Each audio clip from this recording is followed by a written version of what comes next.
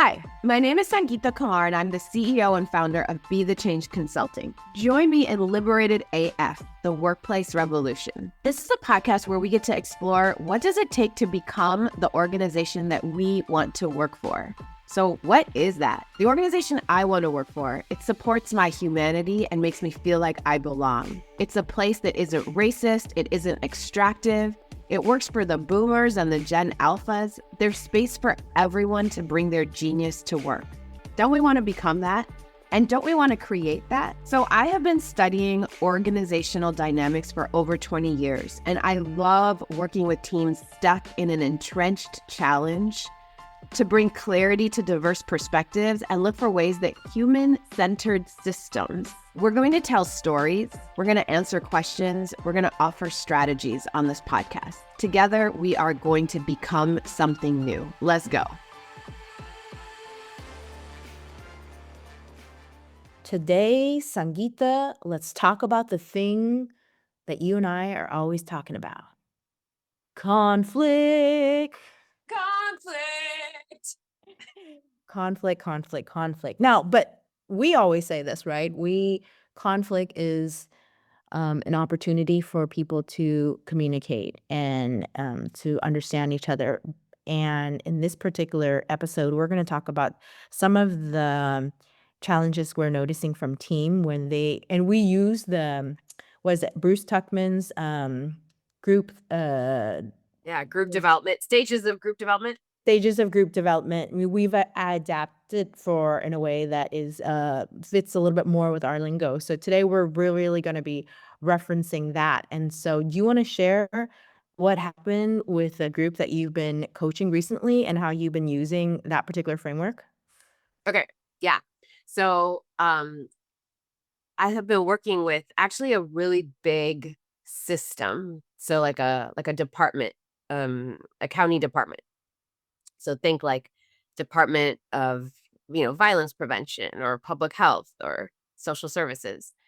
And we've been working with, so one department hired us and we've been working with like 10 different teams inside of this department. And they're all experiencing a similar set of challenges. And so it's really fascinating because there's, it makes sense, right? People have similar challenges because of who we are and, what we like, how we come into the world, but also the systems that we're in. Yeah. And so what has been interesting is I'm watching these 10 teams because often we're kind of looking at each team as a unit, right? Right. But because they have something in common, I've been like kind of stepping back and looking at my notes to look at like where's the through line across all of them. Right. And so here's something that I'm seeing. And each team kind of has a variation of this pattern, but it kind of is like between turnover and conflict and sort of racial identity. So teams form, they're experiencing a ton of conflict. Turnover. So across these public systems, there's like one or two positions that they're either having a hard time filling, which makes sense because there's a lot of bureaucracy and red tape and how they bring people in and how they interview people and like, the checks and balances of like their background qualifications. So they spend a lot of time outsourcing, interviewing, recruiting. And then people come in and there's like been this gap for a long time. So this might sound familiar to folks. You've had a gap for a long time. So somebody shows up, and we treat them like a warm body and to fill a hole. And it's like, there's all these tasks that have been waiting for you. Take it and run with it. And like, we're desperate, right? And so that feeling, it kind of overwhelms their onboarding. And so in Bruce Tuckman's model of in the stages of group development, they talk about forming as a stage where what should happen in that forming stage is orientation, onboarding, relationship building. And these ideas of how orientation and onboarding happen, what I think has happened to folks, like especially after the pandemic, or maybe forever. Like maybe we never really understood what needs to happen in an onboarding. Like if you ask people, I want to actually do a playback show one time on people's experiences with onboarding. Like what were you told to do? What were you like taught about the organization you were entering versus what you actually experienced? And there's just like a lot of gap. And also, like a lot of people take years to actually like feel like they're, to orient into a system, which is why old guard, like when you think about the OGs versus new people entering a organization, the old guard, we rarely talk about the level of expertise that they have. We talk about old guard as being the amount of years they've spent in this particular system. So like someone who's been teaching for 30 years, we talk about them differently than someone who's been teaching in this school for 15 years.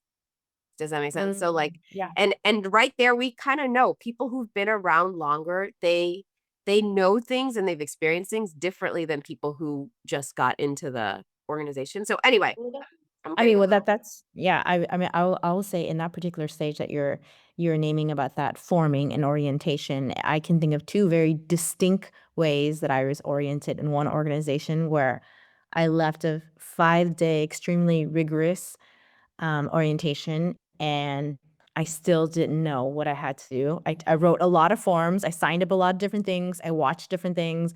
I was given a tour. Lovely, the person who took me around. I did not remember anybody's name. And the following week, I was expected to roll in and to do my job.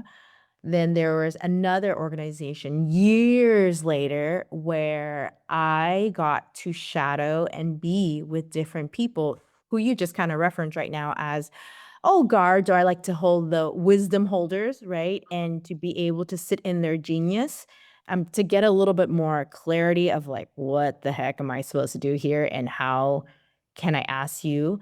And it's such a big difference. And I can even think about all those people who I met in that first job when they're like, I've been here 20 years, I've been here 30 years. Nothing in my head went, I'm going to go to ask these people for help. These are the people that I'm going to feel super safe with. And that never crossed my mind. I was completely intimidated.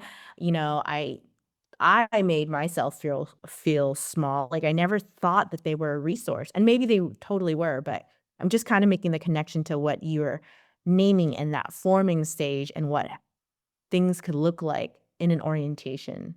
Mm, yeah. And even there, like what's great about how you're talking about it is it's like if we just put human centered in front, like we do, right? Yeah. Great tack for liberatory practices. It's so Human-centered true. orientation.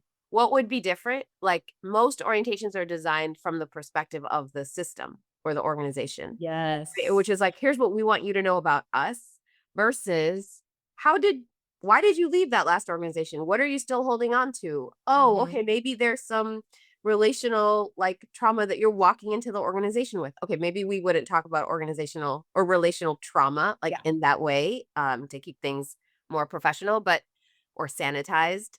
But if we don't think about, this is Fong who has just walked into this place and we want her to feel connected, like love bombing you even with like introductions to 30 people all at once that sort of happens over email and in person over 3 days. What can you actually absorb, right? Like we all show up a little disassociated. So okay. So that wasn't we can start to imagine right now like okay, what's happening and how do we design our orientation so that we're kind of bridging what is this person walking in with? What do they need to do? And what do they need to know and understand in order to do what they need to do? Right. Because it's also telling that you're like, after a week or 3 days or whatever your orientation was, you didn't know what to do. Yeah. Yeah, but to your point, right? It's there was a lot of structures in place to support the structure to keep on moving forward, but I didn't feel like I could. I felt like I was still kind of like, okay. Yeah. Because it was going faster than you could, right? So they had you in waters that were deeper than you could swim in at that point, right? So if you use that metaphor of like, oh, I've jumped into the water, if the water feels really cold and you're like, oh, I can't breathe, I'm like feeling how cold it is. And someone's like, stroke like this, dive like this, watch out for sharks over here. And you're just like, I'm still acclimating to my body hasn't, gotten comfortable in this water yet. I can't start learning when I'm attending to my physical needs, right? That's what we mean by following the body, like human-centered. It's follow the body of the person you're trying to shift or impact.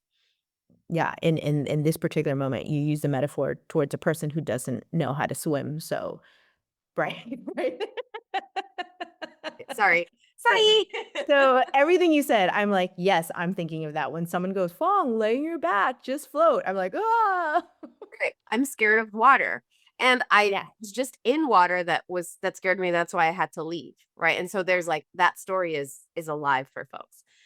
Okay, so let's go back to this big system, right? They're orienting and onboarding using people, right? An HR function to do like the teaching of the systems and the procedures. And then they pass you on to your supervisor who assumes somebody else is taking care of your environmental context. And it's just my job to give you tasks. And guess what? I've been doing 2 people's work or 3 people's work. Yes. And I'm so glad you're here. Let me tell you about what I've been experiencing holding all this work. Here's the work that I need you to get done. Here, go do it. There's gonna be a lot of stuff that you're not gonna know. And I might say to somebody, if I'm drowning and I've seen people do it, and I have done this. Yeah. So just to normalize it and humanize it, we will say, do your best and fill in the gaps as best you can. We're just trying to hold a lot of balls in the air, and you might not get this exactly right. Do it anyway. Right. Okay, Right. so what does that do to that person, right? So now part of my onboarding is I'm permitting you to make some mistakes or to acknowledge that you might have some gaps in your knowledge. And then you go off and you start working with folks. Those gaps in your knowledge base, you're going to start working with a colleague and you're not going to do things the same way. Did everybody get the message that you've been permitted Right. to fail forward, to make some mistakes, to say, oh, because me, your supervisor, doesn't have the time to like handhold, model, watch you do it, make sure you know how to do this well. When you do make those mistakes, who's going to now like have to deal with that? And it might not be a mistake. It might be that you would do it the way you would do it, but it's not the way we do it.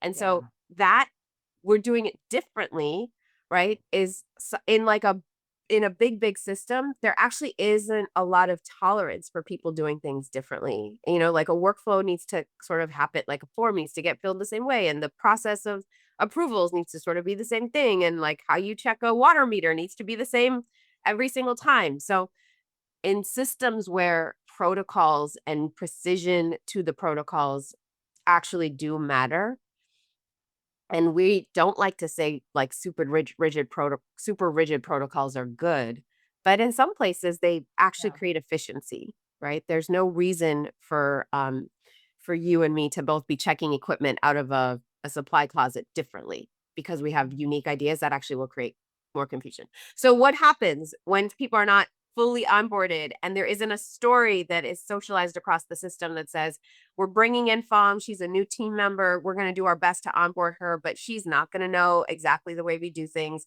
It's everyone's job to help support, to train, to coach, and do it with love, do it with compassion. And you won't have the time either because all of you are also experiencing short staffed, you're impacted by the short staffedness. And so that might make some of us shorter in how we talk, and some of us have less bandwidth, and some of us are not as relational. And okay, a fight is going to occur, some conflict is going to happen, a clash is going to happen. And so we move in this stages of group development from forming into storming.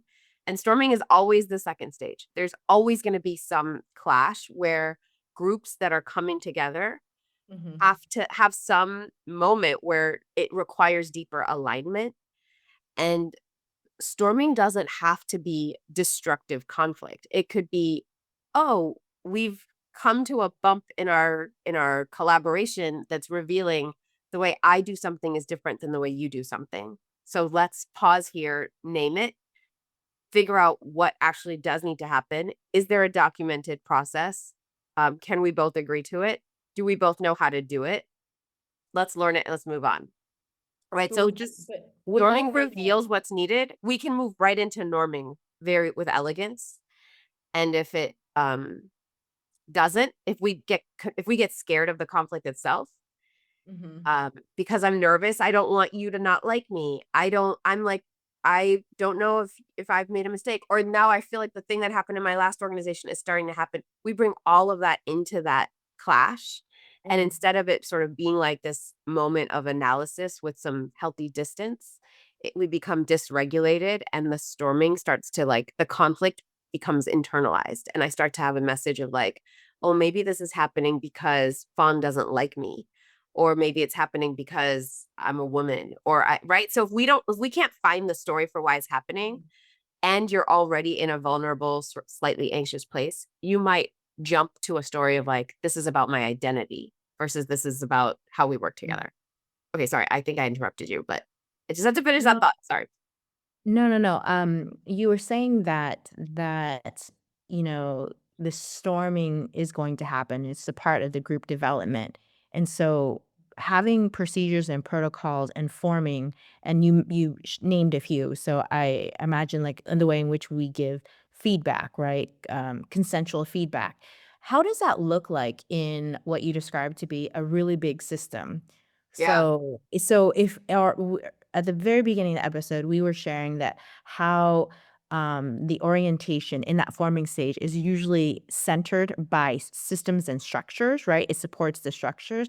What is the pivot then for you then to create protocols in a really big system in order to support that forming? Because it is to slow down, it is to talk about work style, it is to talk about what is the feedback process here, right? It's not how I liked getting feedback, but that's one particular thing that's a little bit individualistic. But in the sense of like we are now on a collective team, what is the process that we offer each other here after like a meeting, or if there's a T chart, like what does that look like?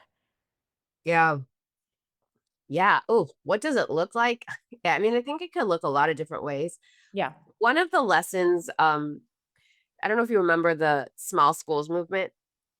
There was like this idea that I No, think it was like a Bill Gates initiated idea or something. It was definitely it came from philanthropy, but the thinking was we had all these huge schools, like a huge public school. I went to one that had like 2,500 kids.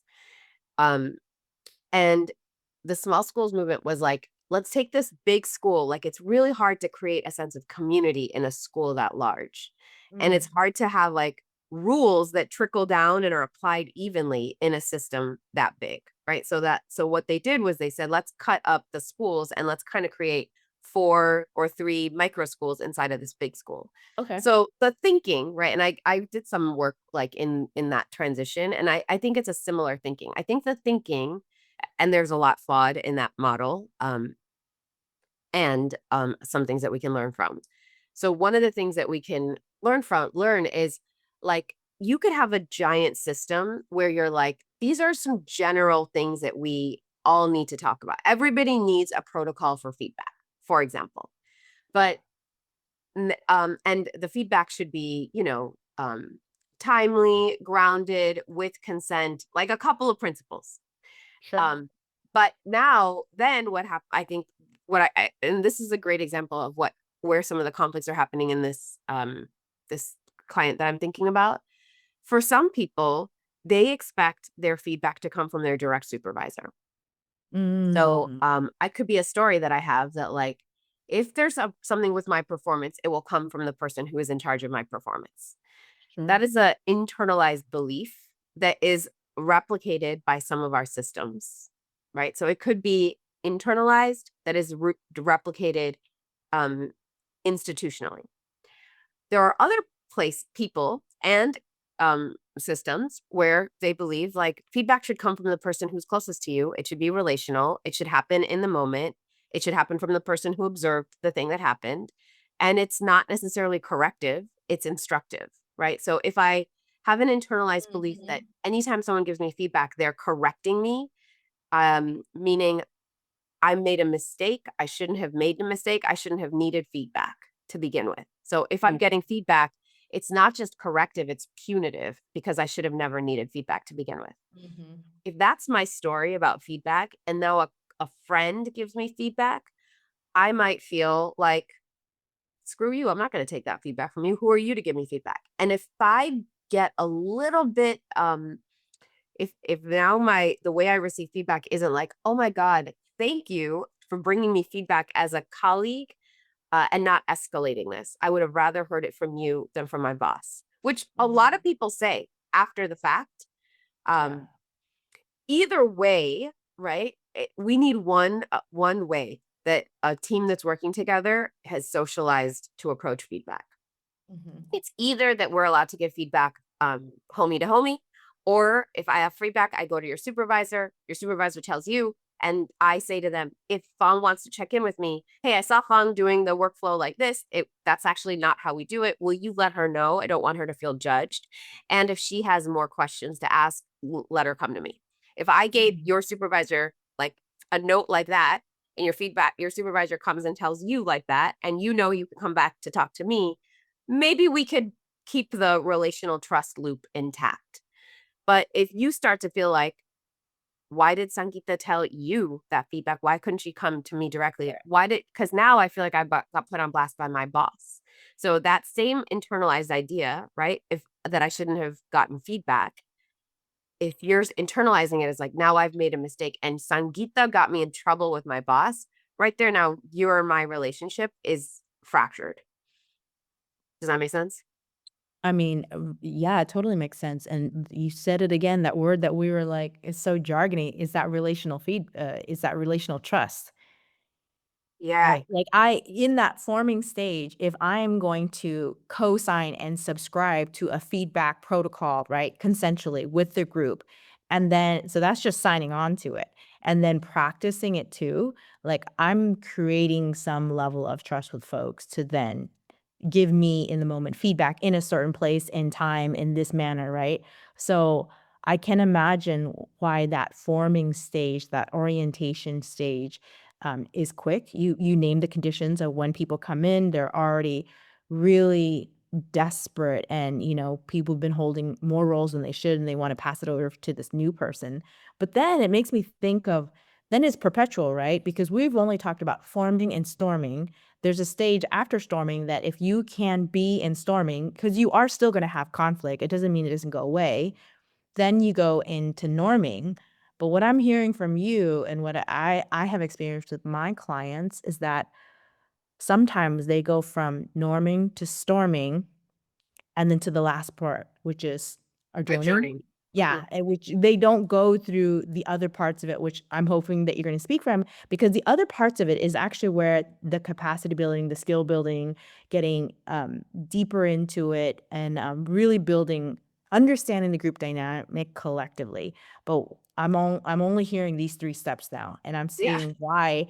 And then it's like continuous, right? So going back to like, why are there constant turnover? Why are there conflicts? Why is there racial tension? Why is there racial conflict?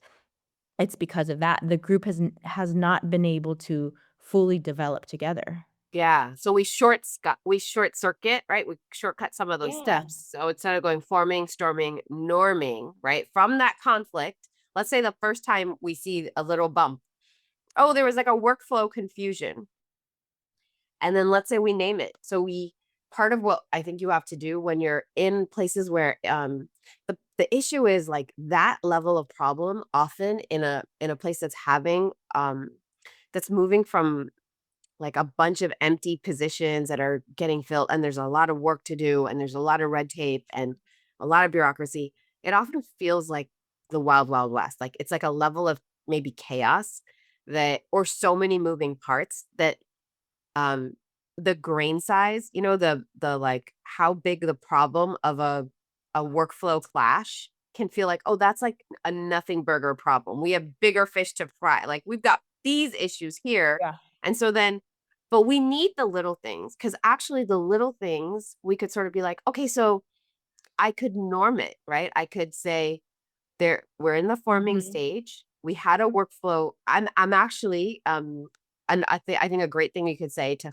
a team is to say, we've just brought a new person in after we've had a vacancy for many months. And as you can imagine, we're going to do our best to onboard and orient them. And Fong is going to come in. She's going to do her best. And she's got a lot of like learning that she will be doing on the job. We all need to have grace. And we're going to look for a couple of like low level clashes that occur on the team because they're going to happen. So let's invite them. Let's celebrate them when we find them. Please elevate them. And then let's use them to actually figure out what needs to happen so that we can take the conflict and use it to norm. We can use it as a case study rather than letting it, escalate. Because we will have clashes that happen, and it could be because Fong doesn't know the protocols yet, and we didn't know to tell her.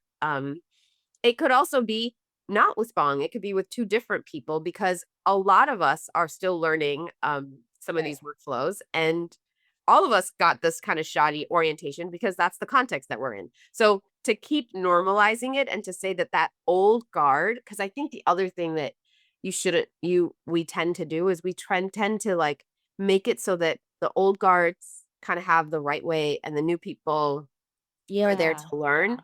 And it's very possible that the old guard is also like maybe just got there like 3 months before you did, but they just happen to have more expertise or experience, and they're getting a label of like you're supposed to know or you shouldn't be involved in this. The conflict is only low stakes and acceptable if it's coming from the new person, and that's also not true. Right. So just to sort of say, like, when something changes on the team is a new team. We are now reforming as a team, and so we will be looking for these little conflicts, and as we find them, we're going to write them down. We're going to create a little protocol, simple. We're going to throw it into a slide deck, and we're just going to keep adding to that same slide deck, or we're going to keep it in an agenda doc or wherever, right? So like some document where you can be like, oh, this is how you check supplies out. This is how you get coverage if you have to call out sick for a couple hours. This is how you report a incident if you see something, that shouldn't be happening. This is how we want to give and get feedback. We want it. Like, I think it's a great question to ask people to say, how do you want to get feedback? How we need to decide together. Do you want feedback to happen at the lowest level possible, like peer to peer, or do you want it to come through something that's a little more formal? We can do either thing, but we have to do it the same way. And then what centers the decision is the person with the least capacity to deal with conflict. So let's say you're the person who's like, you can't really take feedback. And that is out there, right? There's so many people who take it really personally. They weaponize it. They're not reflective. They're not gracious. Nobody wants to give that person feedback as a peer. I certainly don't. I don't even want to give them feedback as a boss, right? Like it's never gonna go well. But if you've got someone who can't handle it peer to peer, then they get taken out of that loop. And so you can see, do we have the bandwidth for feedback to Fong is actually going to go through Fong's supervisor. But feedback to everybody else on this team, try to do it at the lowest level. And if it doesn't land well, come find, either another peer to support, if we can agree to that, or come find your boss and I'll support the mediation, and we'll try to mediate it before we escalate it to HR. So again, it's like normalizing where are we looking to to identify a problem so we can get to norming and understanding versus where are we potentially taking a conflict and saying, oh, you might get in trouble. We need to escalate this up to HR. It's a very different story if I know when things get escalated or documented or written down versus when we're actually just mining for conflict so we could build a better protocol. Yeah, I can see now when you're breaking that part down how it would be in a bigger system. So if I was in a Right. big educational department, right, I could be the supervisor of a sub department of that team where I could definitely be using the stages of group development to first assess my team for me as a leader to see if I'm getting if I'm getting the right pulse on things, and then bringing my staff in to also teach them this too, to understand what the flows are, what do we need in our forming, what have we seen in our storming to have conversation on that. And so that could totally be done in bite size, like in these little puzzle pieces that then you can put it into a bigger piece, right? Because it would be super overwhelming to say that we're doing this across charts off big systems. So you're making me think of that. And then to the point that I just referenced right now is that you often use this particular framework while you're doing it with this particular client, but you also coach other leaders in using this framework to assess their team and also to give them some strategies to roll this out with their team too, which you name some here based on the stages. But can you offer, somebody who has not heard of this particular framework and we just broke it down and they're like, yeah, I want to start using this as a tool to understand the waters in which we swim in, what should I do? Okay, yeah. That's a great question. And in all of our work, it starts with visibilizing what's happening. So I would say for leaders out there that are looking to use this framework, there's 5 stages: forming, storming, norming, performing, adjourning. And there's a lot of literature out there. You could Google it, you could read what those words are, and you could write them down and you'll know essentially what they mean. Right. So if I could ask myself, what am I doing now in the forming stage? And when I ask myself that, if I was thinking, how would I onboard a new person to be the change? I Yeah. can immediately, just from the conversation you and I have had just now, I can probably identify like a couple things where do we acknowledge who is this person who walked in the door, and like what baggage or gifts are they walking in with? Right. So orientation to the organization, but also orientation to how you got here and orientation to what you bring here. It's not actually what happens in the way, we do orientation. Then I could think, okay, how do you socialize the team? What do I say to the rest of the team to let them to know that there's a new person coming in? One person changes on the team, the team is now a new team, and we need grace, right? Grace to say, the way we've been doing things, there's got to be some space for this person coming in to get to co-create in some places. It doesn't mean everything we have will go out the window, but there needs to be some acknowledgement that you can't just tell this person like we do it like this, do it like this. They're not going to want to come into a place that's hyper rigid if it doesn't work for them. And what that does, just from a world of the equity and inclusion lens, that story, right, that we've socialized, that the newcomer needs to pretzel to the shape of the existing system. If you're a system that's trying to diversify and you're like, I'm hiring my first Black person, but the story in the organization is you, Black person, need to pretzel to the way we've done things. It's not that right there, right? That's going to be the big, the equity pushback.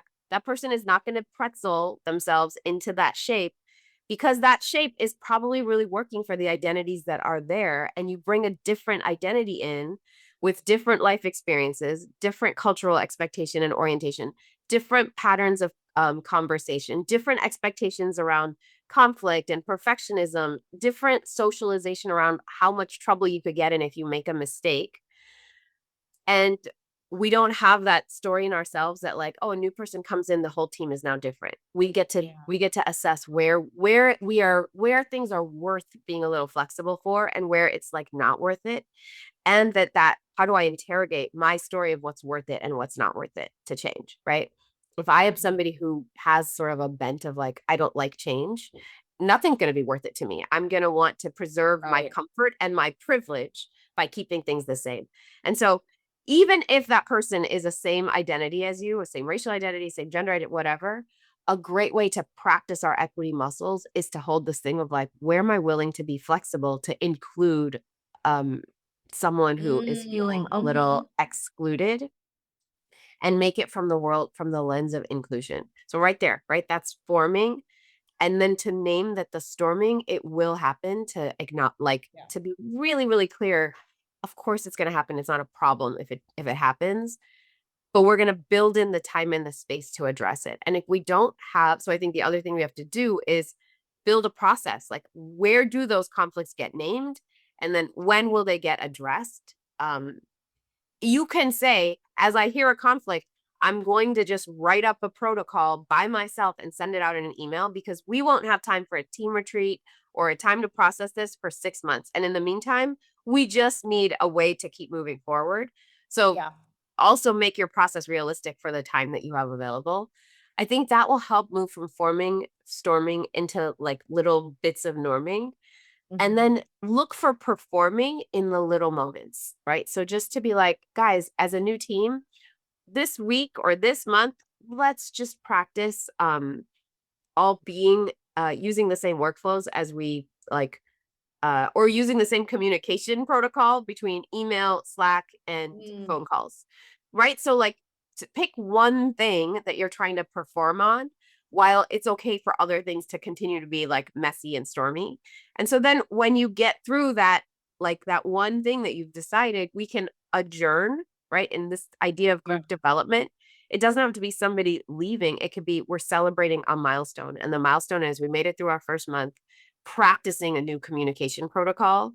And this really like centered some people's preferences. And for some people had to stretch in order to be more inclusive. Thank you. Let's celebrate that. So you can move the group through those stages of group development with intention and with like a focus on a little bite-sized project so that it doesn't feel super overwhelming. And I think we need to get that muscle into our bodies because it scales, right? So that little moment of like, oh, we want to practice how we communicate using the same tool. The next step then is now let's communicate using the same sentence stems when there's like edgy conversations. Now let's communicate using the same procedures when we're actually in the middle of a conflict that requires mediation. So sometimes I think people like stay in these really, really deep waters when like there's a lot of skill building that can be done in very shallow water, which will allow us to deepen trust while we're practicing. That's The thought. That's so good. It's so good. And I mean, very early on, I think when I started the organization, this is one of the first frameworks that you really trained all of us facilitators on is to understand the stages of group development. And I want to say that I've constantly gone back to it through the years as I continue to develop and sharpen my equity analysis because understanding what's happening based on identity, race, power, also overlaying onto this particular framework. And I want to put in a shameless plug, y'all. So our public training sessions, no, for real, is that, these topics that we're talking about around race, identity, power, and what it's like in the workplace, those are usually, what's happening there is conflict. And it's conflict that's happening in storming. That's right. And it's because of the forming stage, right? Where there isn't all these protocols and feedback consent, all these things that Sangita's talking about. So that's just another place that I really truly believe that you can practice and listen in. So then you're able to come back feeling a little bit more full with capacity, to then support your teams. We would also love to hear how you're going to try this on. Like Sangita gave a lot of really great strategies today around how you can hold your teams and support them through the flow of forming and storming. So let us know how it flows. If you're treading water or you like surfing, I don't even know. We're like staying on this water metaphor. We appreciate you for going there, Fong, when you're scared of water. Right. So yeah, that too, that I'm not a swimmer. Y'all, thank you so, so much for listening to this episode. Let us know what you think. And until the next time, this is Fong and Sangita. Toodly-oodly-oodlies. Bye. Bye. We hope this conversation provided helpful insight and inspired you to create a more inclusive and liberated workplace. If you enjoyed today's discussion, please subscribe, leave a review, and share the podcast with your friends and colleagues. Your support makes a huge difference in helping us reach more listeners like you. We love to hear your thoughts on today's topic. Connect with us on social media and drop a comment. You can find all the links in the show notes. Thanks for listening, and we'll catch you next time.